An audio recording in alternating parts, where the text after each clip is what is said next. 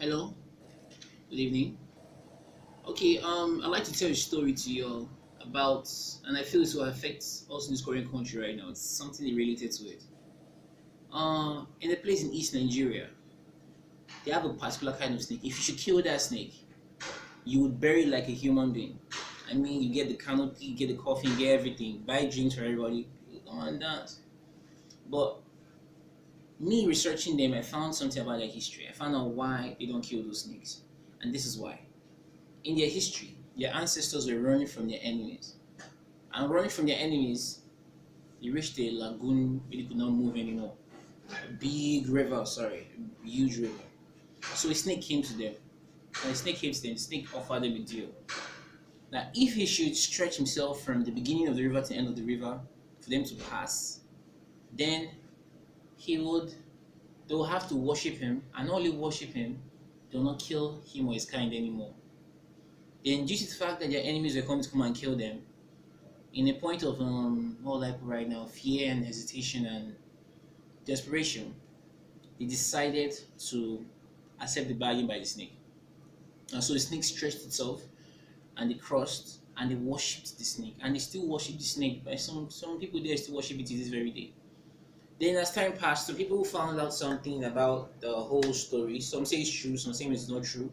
But it came to a point in which some people said that they found out that those people that were chasing them, due to the fact that as the world grows, we're expanding, we're knowing each other, said that that same deity that they met was the one that was informing their enemies where they were.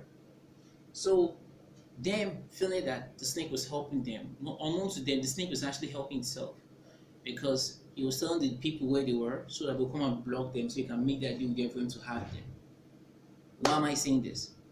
Why am I saying this?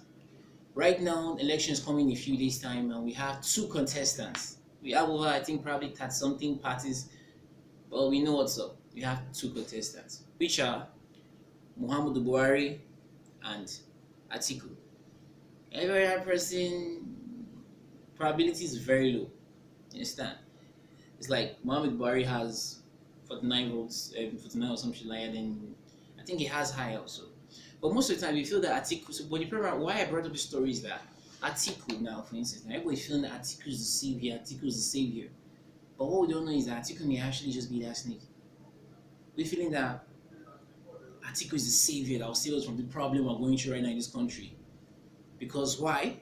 Our enemy is coming. Because right now the whole country is under poverty, suffering, and we are pointing fingers at Muhammadu Buhari and his assistant. I heard Pastor Yemi Osibajo, is it? I'm seeing Pastor, I'm seeing Professor. I don't know which one is doing anymore. But the truth of it all is that we feeling running away from Buhari. It's also reason alternatives. We're running towards Atiku. Atiku. A year ago, nobody believed Atiku would be in this position right now. But right now, we are stuck in this position, feeling that Atiku will be our savior. A year ago, nobody would have believed that. But the truth of it all is that what has Atiku done? Nothing. And why will Atiku save us? No reason. We just don't want Buhari.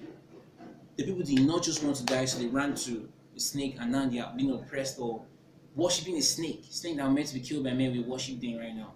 So what I'm telling you right now is that do not be in a hurry to pick a wrong vote. Atiku may not be the best person.